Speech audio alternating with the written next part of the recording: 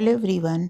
आज हम क्लास 12 के समष्टि अर्थशास्त्र का लेसन 4 का क्वेश्चन आंसर लेके आए हैं। लेसन का नाम है आय निर्धारण, जो इसमें एनसीईआरटी बेस्ड क्वेश्चन है जो कि यूपी बोर्ड की परीक्षाओं में आते हैं और भी अन्य बोर्ड की परीक्षाओं में ये शामिल हैं। तो चलते हैं हम क्वेश्चन आंसर की तरफ। इससे पहले इसी लेसन का हमने वीडियो डाला है नोट्स के लिए, तो वो नोट्स जो हैं आप प्लेलिस्ट में जाके देख सकते हैं।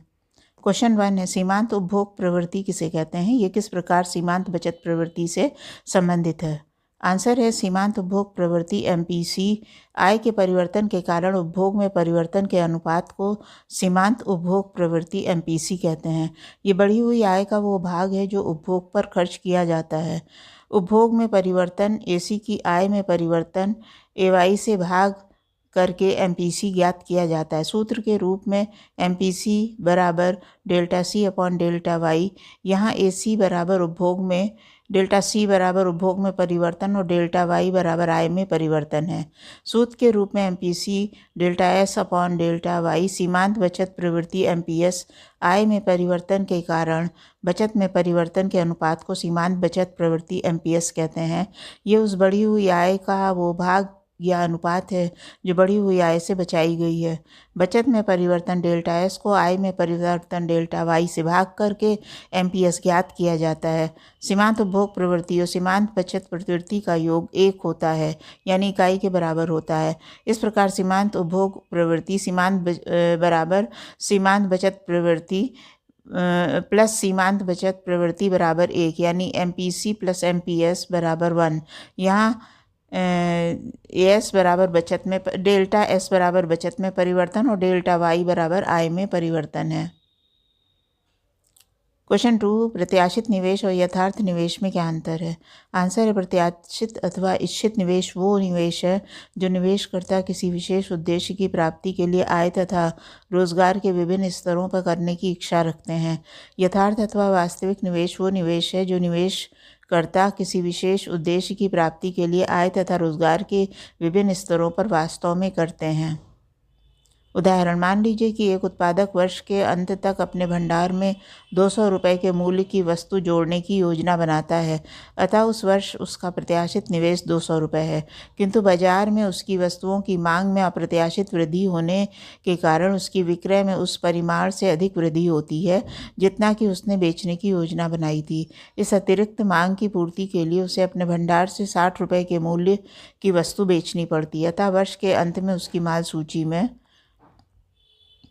केवल 200 माइनस 60 रुपये बराबर 140 रुपये की वृद्धि होती है।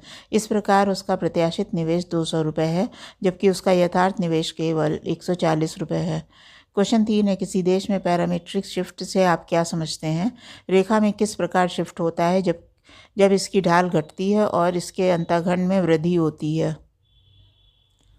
उत्तर, एक सरल रेखा का समीकरण b बराबर LMU प्लस E के रूप में दर्शाया गया है, जिसमें 2 परिवर्त चर हैं। m ग्रेटर देन 0 को सरल रेखा की प्रवणता कहा जाता है और E ग्रेटर 0 को ऊर्ध्वाधर अक्ष पर अंतःखंड है। जब U में 1 इकाई की वृद्धि होती है तो B के मूल्य में m इकाई की वृद्धि हो जाती है। इसे आलेख पर परिवर्ती का संचलन कहते हैं, परंतु जब m या E में परिवर्तन होता है तो उसे आलेख का पैरामीट्रिक शिफ्ट कहते हैं, क्योंकि m और E की आलेख का पैरामीटर कहा जाता है। अन्य शब्दों में आलेख की प्रवणता अथवा अंतःखंड में परिवर्तन के कारण जो परिवर्तन होते हैं उसे आलेख का पैरामीट्रिक शिफ्ट कहते हैं। इसे उपभोग फलन द्वारा समझा जा सकता है। c बराबर small c plus B Y. यदि y में परिवर्तन से c में परिवर्तन हो तो उसे आलेख पर परिवर्तनों का संकलन कहेंगे, परंतु यदि b में परिवर्तन हो तो इसे आलेख का पैरामीट्रिक शिफ्ट कहा जाएगा। इसे 2 भागों में बांटा जा सकता है। पहला, प्रवणता में परिवर्तन। प्रवणता में परिवर्तन होने पर वक्र इस प्रकार खिसकता है कि प्रवणता बढ़ने पर वक्र अधिक ढाल वाला हो जाता है। अंतःखंड में परिवर्तन। अंतःखंड बढ़ने पर वक्र उतनी ही मात्रा में समांतर रूप से, क्योंकि प्रवणता सामान्य ऊपर की ओर खिसक जाता है, और इसके विपरीत अंतःखंड घटने पर उतनी ही मात्रा में समांतर रूप से नीचे की ओर खिसक आता है, जैसा कि नीचे ग्राफ में दिखाया गया है। इसमें आप ग्राफ में देख रहे हैं, दोनों ग्राफ में आपको ग्राफ के ज़रिए इसको समझाया गया है। y एक्सिस पे उपभोग है, x एक्सिस पे आय है, और यहाँ पे टी बढ़ने पर रेखा का दिखाया गया है कि किस तरह से ऊपर की ओर शिफ्ट होती है और नीचे की ओर शिफ्ट होती है। इसी तरह पहले वाले चित्र में क्लॉकवाइज और एंटी क्लॉकवाइज। जब रेखा की ढाल घटती है तो पहले रेखा से कम ढाल वाली हो जाती है। उदाहरण के लिए यदि c बराबर c प्लस बी वाई में c बराबर 100 प्लस 0.84 वाई था तो b घटकर 0.6 हो गया, तो नया c बराबर 100 प्लस 0.6 वाई हो जाएगा। ये वक्र पिछले c वक्र से कम ढाल वाला होगा, क्योंकि पहले आय 100 बढ़ने पर उपभोग 80 बढ़ रहा था, परंतु अब आय 100 बढ़ने पर उपभोग 60 बढ़ेगा। जब रेखा के अंतःखंड आय में वृद्धि होती है तो रेखा समानांतर रूप से ऊपर की ओर खिसक जाती है, क्योंकि दो समांतर रेखाओं की प्रवणता समान होती है। प्रश्न 4 है, प्रभावी मांग क्या है? जब अंतिम वस्तुओं की कीमत और ब्याज की दर दी हुई हो तब स्वायत्त व्यय गुणांक कैसे प्राप्त करेंगे? आंसर है, प्रभावी मांग से अभिप्राय समस्त मांग के उस बिंदु से जहां ये सामूहिक पूर्ति के बराबर है। प्रभावी मांग अर्थव्यवस्था की मांग का ये स्तर है जो समस्त पूर्ति से पूर्णतः संतुष्ट हो जाता है और इसलिए उत्पाद को द्वारा उत्पादन बढ़ाने और घटाने की कोई प्रवृत्ति नहीं पाई जाती। अन्य शब्दों में समग्र मांग का वो स्तर जो पूर्ण संतुलन उपलब्ध कराता है प्रभावी मांग कहलाता है। वैकल्पिक रूप से संतुलन के बिंदु पर समग्र मांग की प्रभावी मांग कहते हैं, क्योंकि राष्ट्रीय आय के निर्धारण में ये प्रभावी होती है। कैसे? केन्स के द्वारा आय का साम्य स्तर उस बिंदु पर निर्धारित होता है जहां समग्र मांग समग्र पूर्ति के बराबर होती है। जब अंतिम वस्तुओं की कीमत और ब्याज की दर दी हुई हो तो स्वायत्त व्यय गुणांक की गणना निम्नलिखित प्रकार से की जाएगी। वास्तविक सकल घरेलू उत्पाद में हुए अंतिम बदलाव को स्वायत्त व्यय में हुए बदलाव से विभाजित करना। तो यहाँ पे ग्राफ आपका दिया है, C1 उपभोग है, S' बचत है और OY आय है। और जहाँ पे OY रेखा और C1 रेखा काट रही है A1, तो यहाँ पे आपको वो उपभोग बचत Y एक्सिस पे दिखाएगा और X एक्सिस पे उत्पादन और आय दिखाया गया है। क्वेश्चन 5 है, जब स्वायत्त निवेश और उपभोग व्यय 50 करोड़ हो और सीमांत बचत प्रवृत्ति MPS 0.2 तथा आय Y का स्तर 4 लाख करोड़ रुपए हो तो प्रत्याशित समस्त मांग ज्ञात करें। ये भी बताएं कि अर्थव्यवस्था संतुलन में है या नहीं, कारण भी बताएं।